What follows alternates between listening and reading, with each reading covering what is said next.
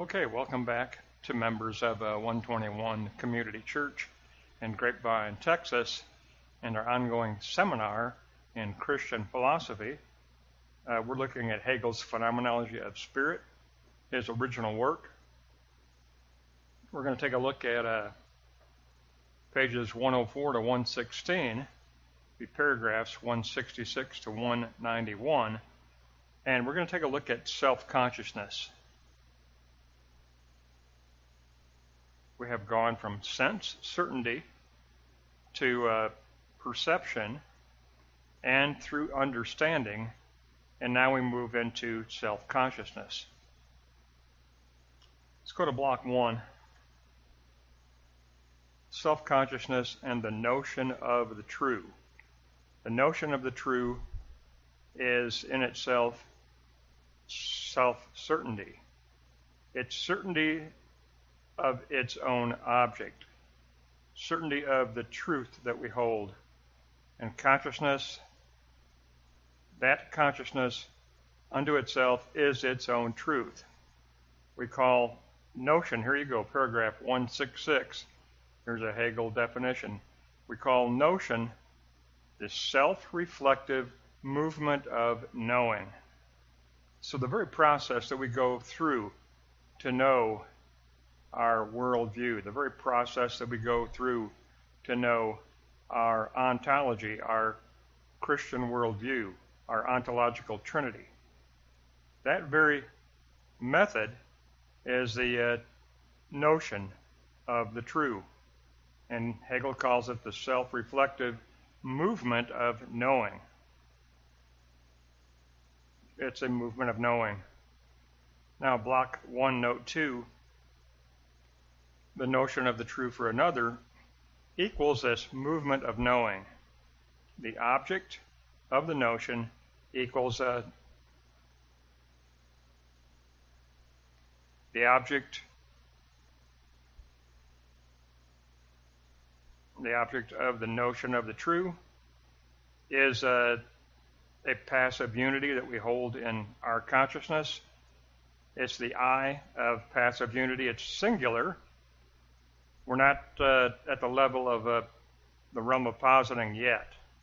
We're at self-consciousness, but we haven't entered into the realm of positing and the we of the self. We're still in the I of the self, the I of passive unity. So the notion of the true in subjectivity corresponds to the object of our knowing. In other words, there's no split between subject and object anymore, not in self-consciousness. We know that the truth we believe in is a truth that exists in the world. The truth that we believe in, the worldview that we hold in our heart, the worldview that we hold in our mind, the conviction of our worldview as a ontological trinity, as the structure of existence, that truth that we hold in our heart is a truth that is at work in the realm of spirit in objectivity. So for self-consciousness, there's no split between subject and object, none whatsoever. So now we move on to note 1, block 3.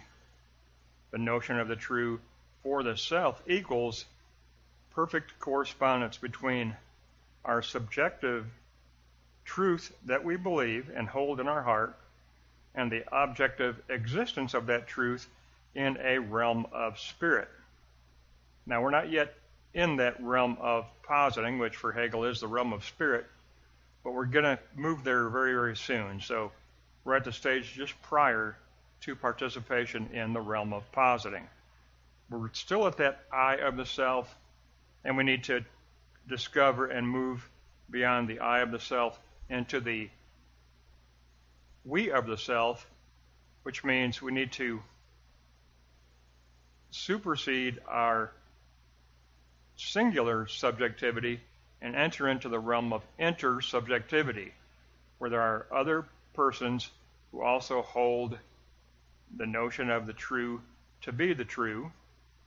So the realm of positing is for Hegel a realm of intersubjectivity, And one of the expressions of intersubjectivity is religion, the church, because it is a group of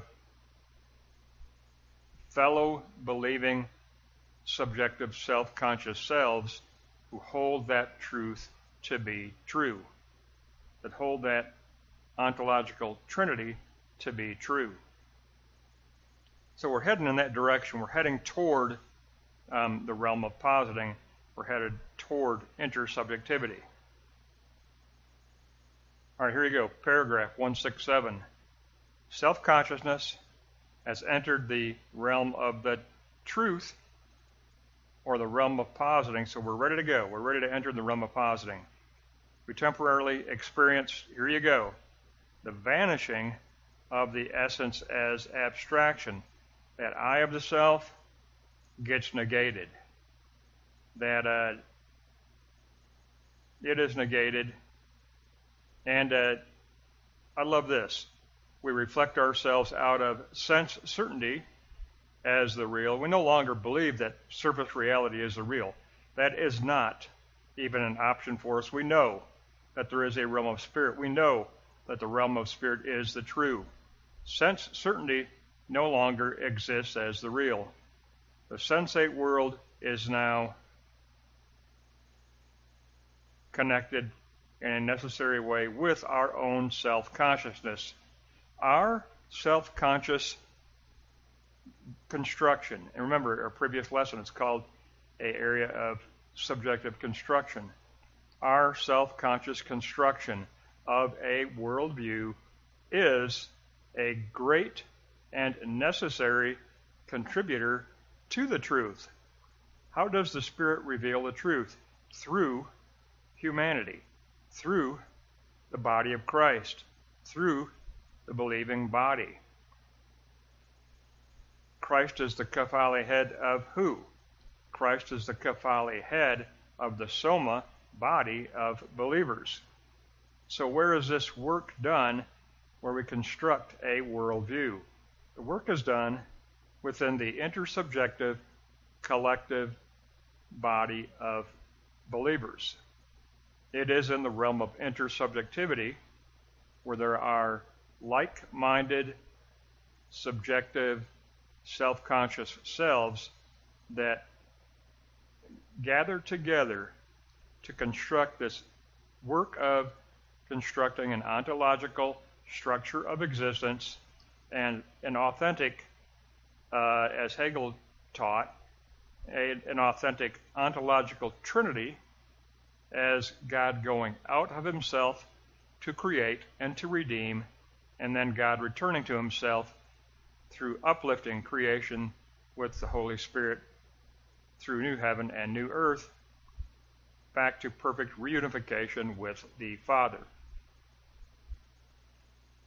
So it's a return to the Father after the resurrecting work of lifting creation. After the work of lifting creation. And we currently exist in that return moment when creation is being lifted in reunification with the Father. We recognize a realm of spirit at work all the time behind surface reality, a genuine realm of spirit, and that realm of spirit corresponds with that worldview that we hold in our subjectivity. Subject and object are no longer split apart. They are in perfect correspondence, says Hegel. When we get to the notion of the true, block 1, subject and object are in perfect correspondence. But what did he call that notion of the true? He called it the movement of knowing. It's the process of knowing. It's the movement of knowing. And we're going to talk about that in block 2. All right, block 2. The moments of the movement of knowing. And the movement of knowing will go through particularity, universality, and individuality. We begin with the particularity of infinity. In our understanding, All distinctions are superseded, driven on by what Hegel calls the restless infinity itself. The restlessness of the divine infinity moves us in a direction where we reach understanding, where we understand all of the concepts of the kingdom gathered together in a ontological, organic whole. The concepts of the kingdom are gathered together in a world view. Ross calls it God's story. I love it. He did that today in his message. He presented his worldview, and he titles it God's story. I love it. I love it.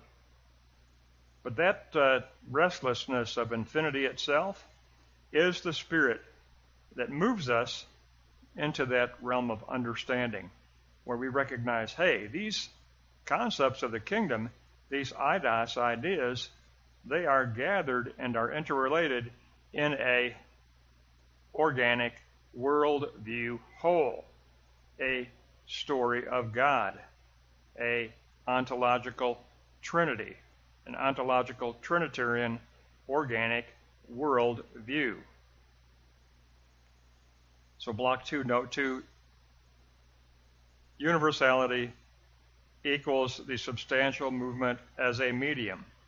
That restless infinity is the context within which we construct our worldview. It is in that context. This is the medium, or the mediation, of the negation of the negative. Remember, what is Hegel's foundational idea, capital I idea, that interprets all of reality? Well, remember, it is the speculative Good Friday. All negativity in the cross has been negated and overcome by the resurrection.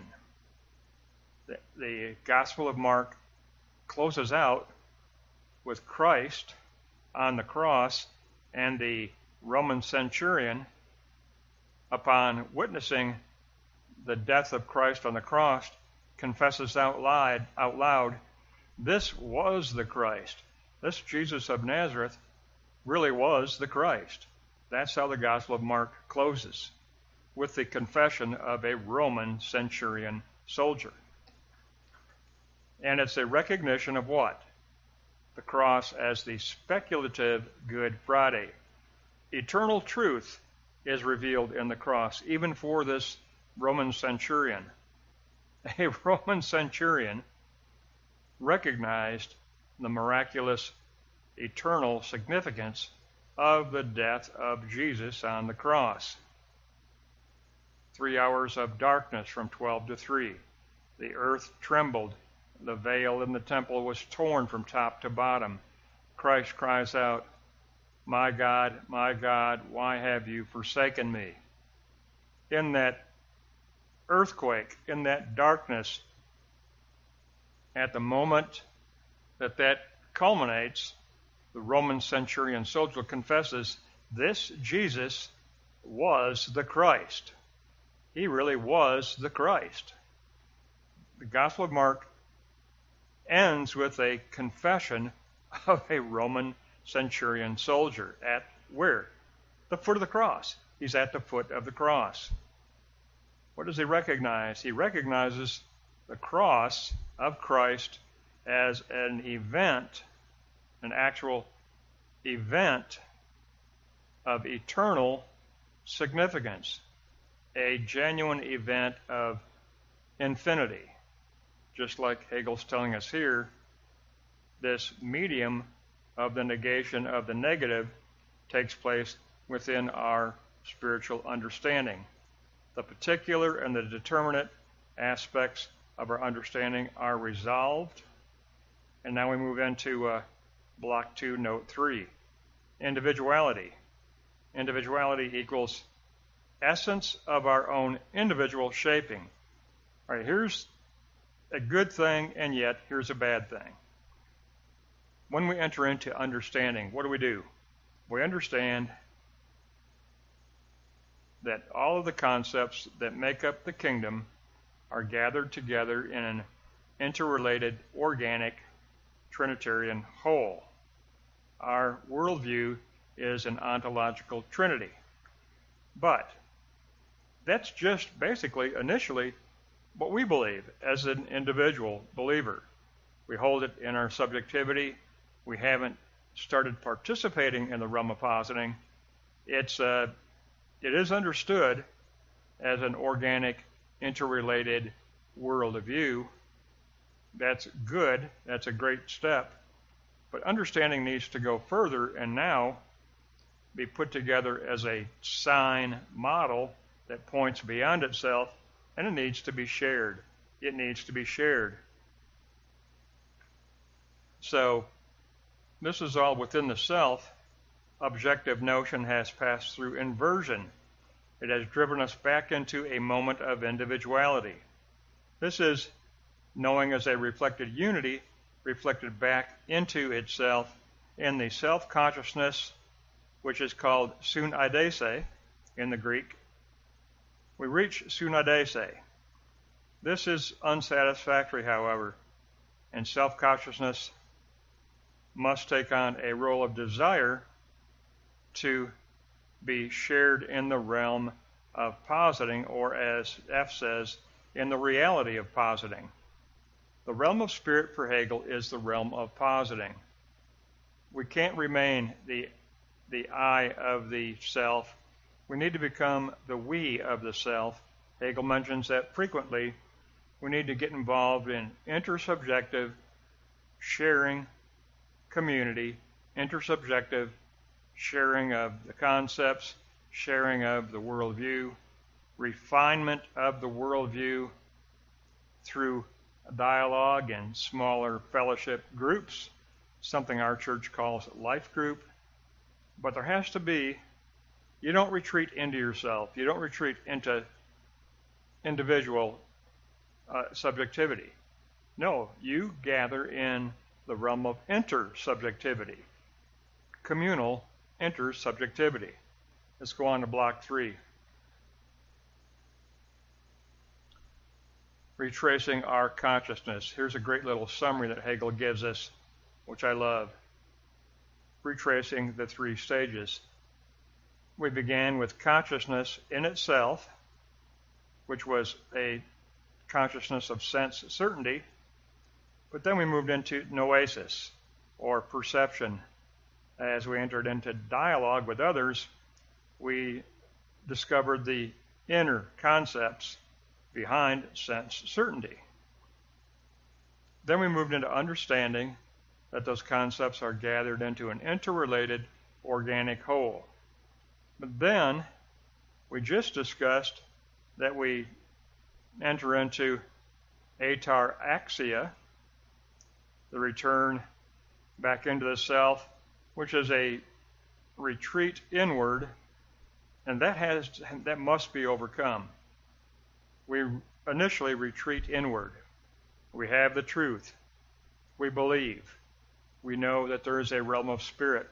We know that the realm of spirit matters.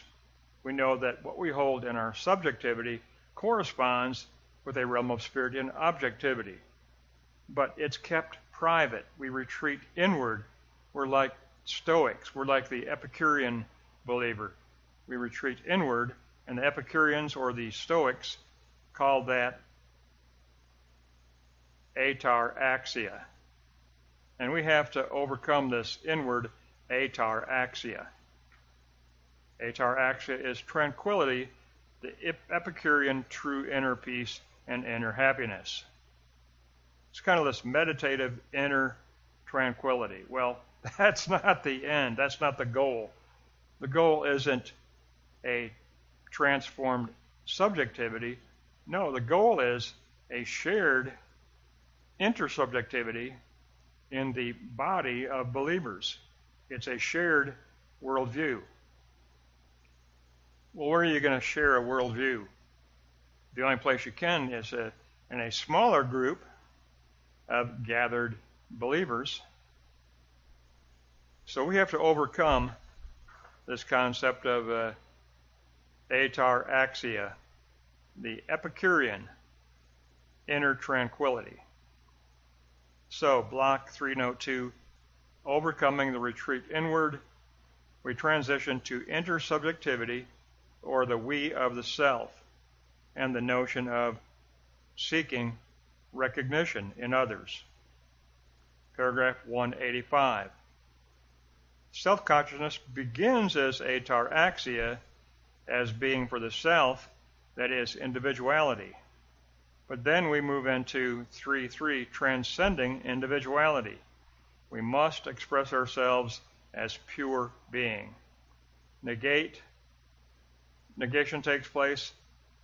We negate the objective mode, and we declare that we are not attached to any specific existence. Why? Because we are not of the world.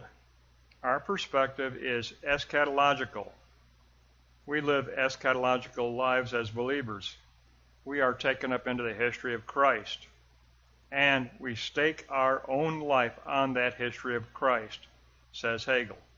Through the staking of one's life, through the staking of one's own life, then and only then do we win freedom in the history of Christ. Then and only then do we win freedom. So we live eschatological lives. We are not ultimately connected to any particularity of current existence, because we belong to the realm of spirit behind surface reality. It's a history, and we belong to that history. It's the history of a person. It's the history of the Messiah. It's the history of the Anointed One, Christ. We have been taken up into the history of Christ, and Hegel says we stake our own life on that history, on that realm of spirit. Then and only then freedom is won. Then and only then freedom is won. Very good little lesson on self-consciousness. It's difficult. There's a video on YouTube right now that presents the entire phenomenology. It's excellent, but I love it because this speaker that's doing this video, when it gets to self-consciousness, he goes, whoa. He goes, this is the most incomprehensible section of Hegel. And he says, I'm going to try. And I thought he did a pretty good job. But it's called Hegel and History. If you just punch that in the search bar on YouTube, there's a video, and I recommend it. It is excellent. It's a video on the entire phenomenology, and it's really well done, really well done. I recommend it. But it's funny because when he got to self-consciousness, he goes, whoa, this is the most difficult writing that Hegel did within this manuscript. And we just completed it, my friends. We just completed it. When I went through this section, I had to reprint my summary chart. It's on my desk right here. I'm looking at it right now. I had to reprint my summary chart and put it on my desk just to keep things together, because we have to straighten Hegel's own writing out sometimes. He's so confusing. Sometimes we have to apply some shaping framework to what he's writing. He's becomes so incomprehensible. So I went through this section of his writing, paragraphs 166 to 191, and I had to go reprint my summary chart.